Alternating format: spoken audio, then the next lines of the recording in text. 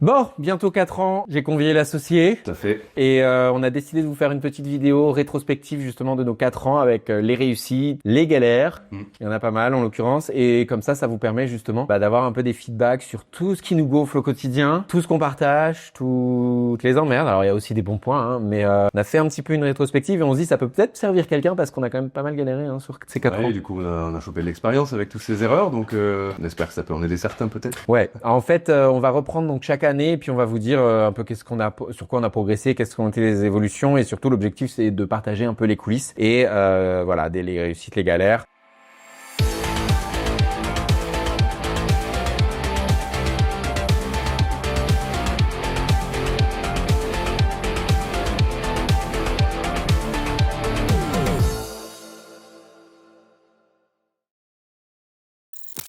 Donc Pierre était pas là la première année, j'étais associé avec Sophie Desmazures et on travaillait au niveau de l'agence avec un alternant et des missions en CPF. Alors en CPF en sous-traitance, mais ça nous a quand même, enfin moi ça m'a généré pas mal de revenus au final, mais très vite on s'est rendu compte que il allait manquer un peu de d'image de marque. Moi je voulais vraiment avoir une image forte au niveau de l'agence. J'espère qu'elle vous plaît. En tout cas nous on est content. Pourquoi? Parce qu'en fait c'est important surtout dans notre domaine et ce que j'ai fait, j'intervenais à l'époque à l'ISCOM et j'ai proposé à Lorenzo de Bortoli, qui pourrait venir faire un coucou d'ailleurs, d'intégrer au sein de l'agence en tant que stagiaire. Il est arrivé, je sais plus si c'était en février ou en mars, donc il y a 3 ans, et il a tout repris en main ce que on essayait depuis quelque temps avec une graphiste moi et après les premiers tests qu'on avait fait d'installer l'image de marque.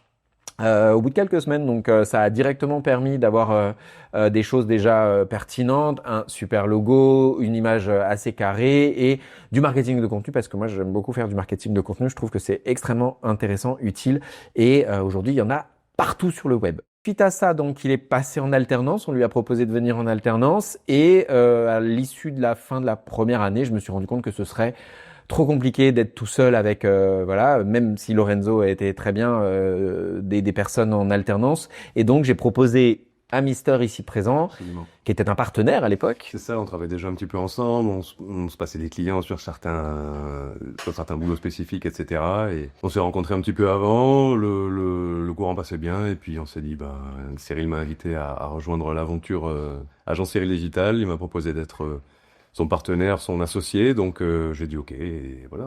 Maintenant on dirige le bateau à deux. Voilà. Et pour le coup, donc, alors c'est vrai qu'on n'avait à l'époque pas énormément de demandes en site web. Je faisais beaucoup de formations, j'en faisais un peu, mais ça n'a jamais été mon métier. On va être honnête. C'était plus l'aspect marketing qui me plaisait moi à travailler avec les clients, trouver un moyen de valoriser leur site. Parce que oui, j'ai eu des sites internet, mais ce qui me plaisait, c'était de trouver qu'est-ce qui faisait que ces sites allaient marcher. Et là-dessus, on pouvait devenir un peu complémentaire parce que j'ai toujours cette posture de la stratégie et du marketing et l'aspect plus technique. D'ailleurs, au final, je fais quasiment plus de technique au sein de l'agence.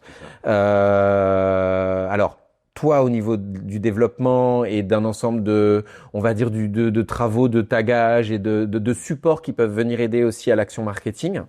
Et puis à côté, la technique est aussi faite en créa par Lorenzo, qui avait fait beaucoup de choses, que ce soit voilà niveau visuel, mais même niveau vidéo. Et on entamait une belle collaboration. Au départ, on était contents. Absolument. Mais on est toujours, hein. Oui, on est toujours, mais disons on a eu quand même pas mal de galères. Avec des embûches. Ouais. Et alors, heureusement quand même qu'on a aussi embauché après, aussi en alternance, mais honnêtement, c'était comme un salarié, Florian Gentil, qui lui avait déjà quand même pas mal d'expérience et du haut de ses 26 ans, on lui a proposé même d'animer des formations et d'être responsable d'équipe puisqu'on avait voilà des nouveaux collaborateurs.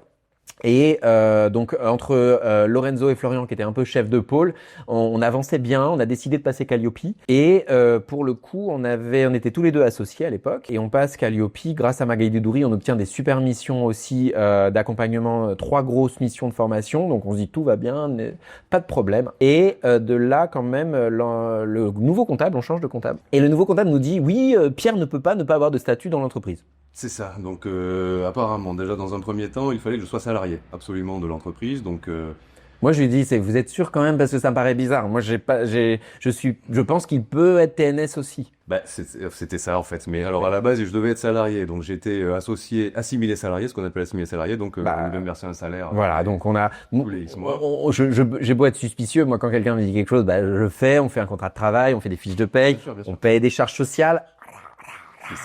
C'est ça. Donc on a commencé comme ça. Rapidement, on s'est dit non, c'est pas possible. Et puis surtout, on avait d'autres sons de cloche qui nous disaient mais non, pas du tout. Il y a pas du tout besoin qu'il soit salarié. C'est pas une obligation. En tout cas, pendant un an, on le fait. Et voilà, on paye quand même le coût d'un salarié. Et à la fin de l'année, l'ancienne comptable nous dit mais pas du tout, c'est pas nécessaire.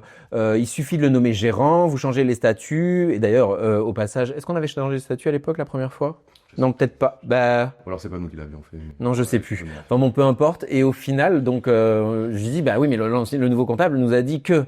Ah oui, mais si, vous pouvez le faire, changer les statuts, puis nommer le gérant. Donc on le nomme gérant. Voilà, donc là je suis devenu co-gérant de l'agence Cyril Digital. Voilà, pendant 8-9 mois, on va vous expliquer après ce qui s'est passé derrière. L'avantage qu'on avait, c'est que Lorenzo et Flo géraient beaucoup de choses dans l'agence. Et puis, de l'autre côté, alors on a quand même fait quelques mauvais moves, notamment parce qu'en fait, on voulait donner leur chance à des alternants et que malheureusement, les alternants, c'est une chance sur deux. C'est ça, ils sont jeunes, ils ont pas trop d'expérience, forcément c'est pas toujours des super éléments. Alors on en a eu des super, puisque Lorenzo ça a été le cas, Florian ça a été le cas, ça peut être un coup de poker et effectivement, donc l'organisation peut être un peu fragile, c'est vrai. Après la réalité, un autre élément où on a eu des difficultés, c'est qu'on s'est toujours posé la question, est-ce qu'on doit externaliser la force de vente? C'est-à-dire beaucoup de personnes disent on prend des personnes pour la force de vente et ça va aider. Sauf que nous on se vend nous-mêmes et là-dessus c'est difficile à quelqu'un d'extérieur de vendre nos services, soit qui connaît pas aussi bien les métiers, soit les personnes ne font pas confiance parce qu'ils se disent nous on veut être géré par des gens qui vont être ceux qui vont nous gérer. Donc on l'a essayé 3 fois. Et ça n'a pas donné de résultat. Voilà. Après, il faut quand même dire que alors pour toi la 2e année, mais pour officiellement la 3e de l'agence, on se rémunérait pas encore parce que, toi t'avais les dédommagements des fiches de paye, mais c'était pas du temps plein évidemment parce qu'on n'avait pas les moyens encore. Et surtout, on avait les charges d'une structure qui avait quand même 4-5 personnes et qui devait être payée d'une manière régulière. Là-dessus, quand même, on a eu un petit souci au moment où on a été Calliope parce qu'on nous a un peu obligé à un logiciel qui est un peu galère. Ouais. Et donc, on va devoir en changer parce que on est dans le web et nous, on connaît tous les logiciels 2025.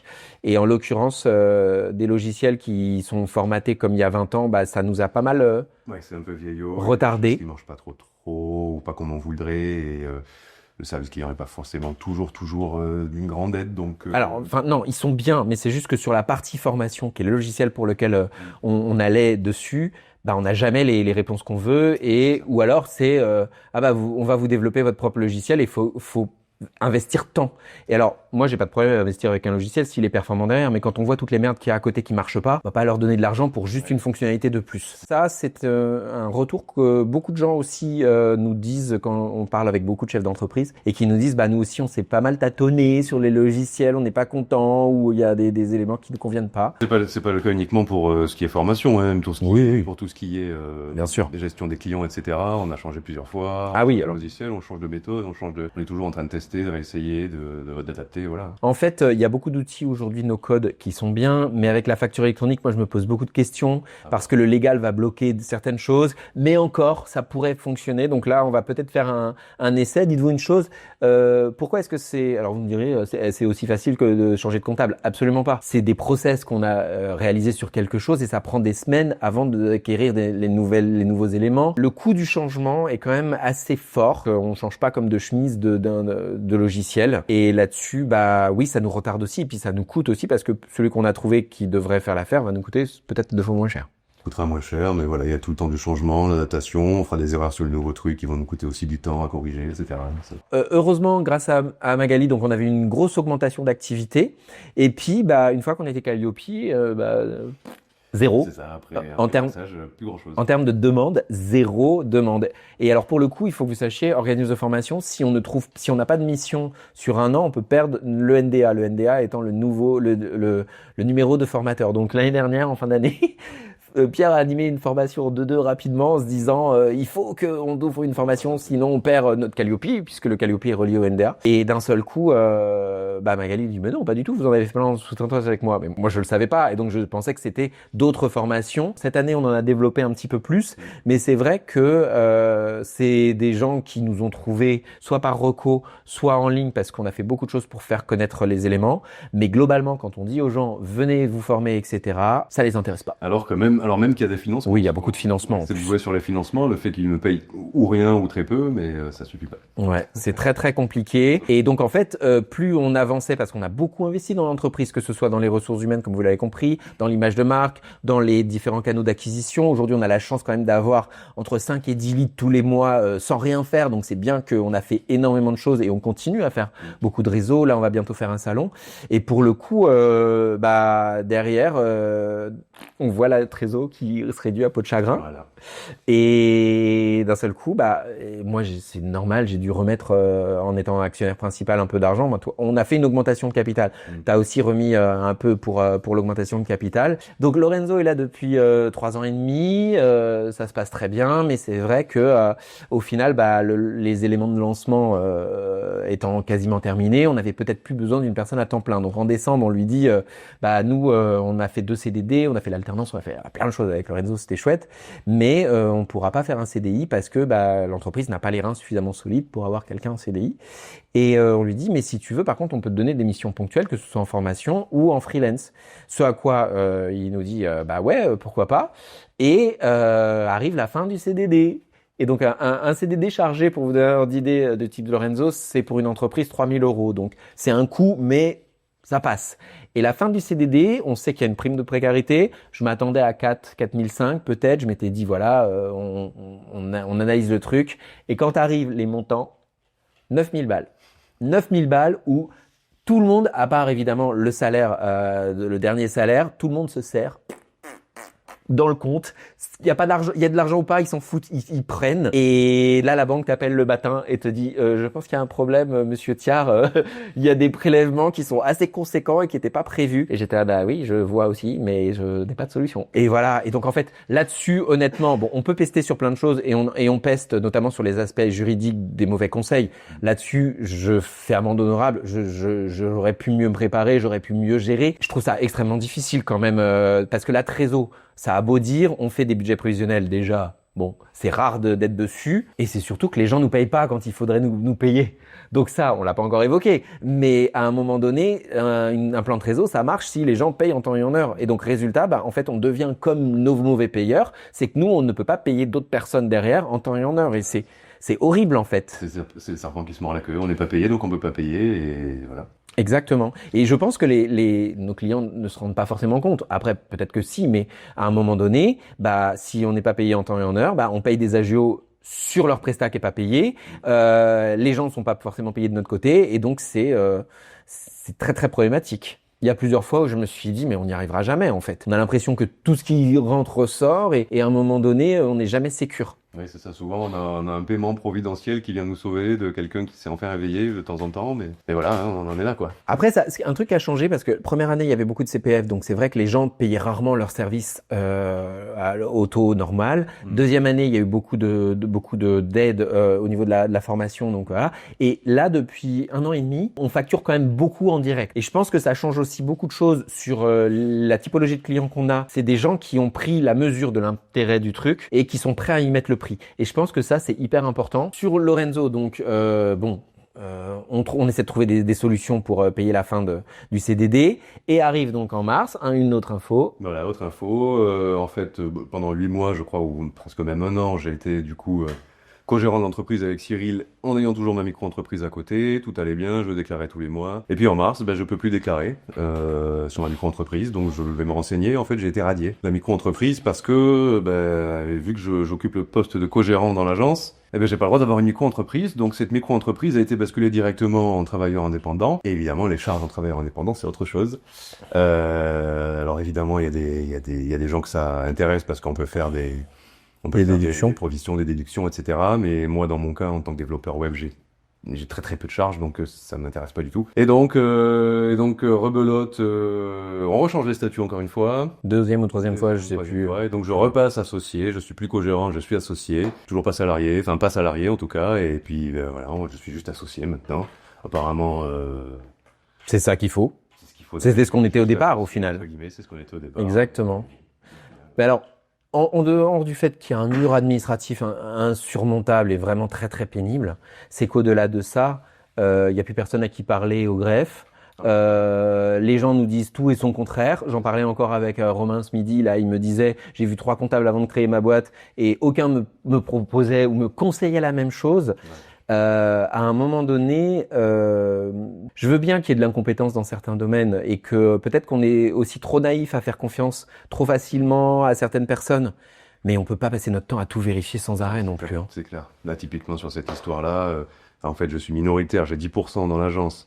Donc je pensais qu'en tant que minoritaire, je pouvais avoir un micro à côté, mais en fait non, parce que dans une SARL, je fais partie d'un collège de gérance, ce qui me met par défaut en actionnaire majoritaire, et donc j'ai pas le droit d'avoir une entreprise. Enfin, c'est une complexité sans nom. En fait, on n'a pas le temps de chercher toutes ces choses-là, hyper juridiques. Mais on va être honnête, on l'avait lu, mais on s'était dit, si personne le voit, on s'en fout. Je suis même pas sûr de la lu. Si, moi je l'avais lu. Enfin, moi je le savais de loin. Je me souviens qu'il y avait une histoire comme ça, et je m'étais dit, bon, de toute façon, qu'est-ce qui peut nous arriver? Tu vois, un peu comme les éléments comptables ou légaux qui n'intéressent que nous. D'ailleurs, on a une situation comptable spécifique avec un élément. J'ai demandé à la comptable, je dis ça, ok, on devrait pas le faire, mais si personne n'est lésé dans l'histoire, s'il n'y a pas de créanciers, de personnes qui se plaignent, qu'est-ce qu'on risque? Elle nous disait, rien. Au final, si, puisque dans certains cas, là, l'URSSAF eux-mêmes choisissent de nous mettre à l'amende. Et donc évidemment, pour finir l'histoire, j'ai des dettes, etc.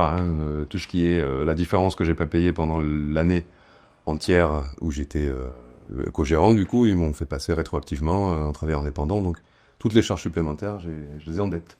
Voilà, super.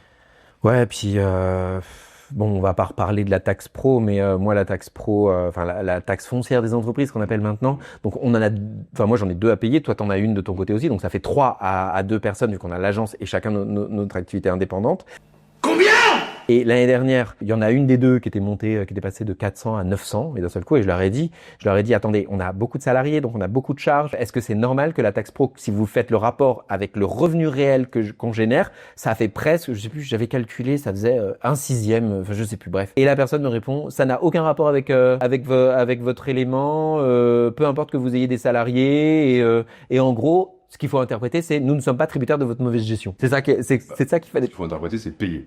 Oui. Payer ce qu'on vous demande. Taisez-vous. Et en fait, j'étais là et j'avais fait un mail à un moment donné, j'ai dit donc vous préférez que je licencie plutôt que on crée de la valeur, on crée de l'emploi, on essaye de rentrer dans les clous et au final tout le monde s'en fout parce qu'en fait les entreprises servent qu'à une chose et on sait pourquoi beaucoup de maîtres déposent le bilan aujourd'hui et les gens sont crevés, mais on comprend pourquoi en fait, parce que c'est incessant, c'est plein d'éléments qu'on ne sait pas et bon bref, je veux pas terminer sur une note négative, donc on va arrêter les éléments négatifs. Parallèlement à ça, on a quand même beaucoup de chance sur plein de choses, que ce soit sur les équipes qu'on a depuis plusieurs mois, que la visibilité qu'on se crée, comme je le disais tout à l'heure, même si on met beaucoup d'énergie, on a la possibilité de créer tous ces éléments-là et c'est quand même ultra chouette de se dire grâce un peu à toutes les actions qu'on fait, donc on fait beaucoup de réseaux, on a quand même 4 réseaux, on fait des événements, on fait tous ces éléments-là, en l'occurrence, ça nous permet peut-être de viser la 4e et la 5e année sereinement. C'est ça, on se dit que tout ce qu'on fait petit à petit, tout ce qu'on a fait pendant ces 3 ans, ça porte petit à petit ses fruits. Ouais. Et dans la vraie vie et dans la vie virtuelle, entre guillemets, les réseaux sociaux, le site web, etc. Donc, pour l'instant, ça sent à peu près bon. On va voir, on devrait pouvoir être capable de continuer au moins quelques années encore. C'est ça, on se l'espère en tout cas. Bref, c'était notre revue d'actualité. Essayez de vous renseigner si jamais vous avez des projets similaires ou des positionnements similaires parce que vous verrez, c'est pas si facile, d'autant que dans le web, il y en a beaucoup qui arrêtent parce qu'ils essayent en se disant ça a l'air facile et qu'au final, trouver des clients et avoir une récurrence de clients. Parce que trouver des clients, évidemment, on en signe assez régulièrement, etc. Mais que ça suffise à pallier toute la trésor qui est nécessaire tout le temps, c'est autre chose. Voilà, on vous invite à vous abonner si vous voulez en connaître un petit peu plus de manière régulière, non pas sur l'agence parce que cette fois-ci c'était un petit truc de storytelling, mais sur le web marketing d'une manière générale. On le rappelle, donc on est une agence ASD, agence Cyril Digital spécialisée dans le web marketing pour aider les outils numériques à avoir plus de visibilité pour nos clients. également organisme de formation justement sur les mêmes thématiques. Et puis, comme d'habitude, on vous dit à très vite pour de nouvelles aventures. Ciao. Salut, bye.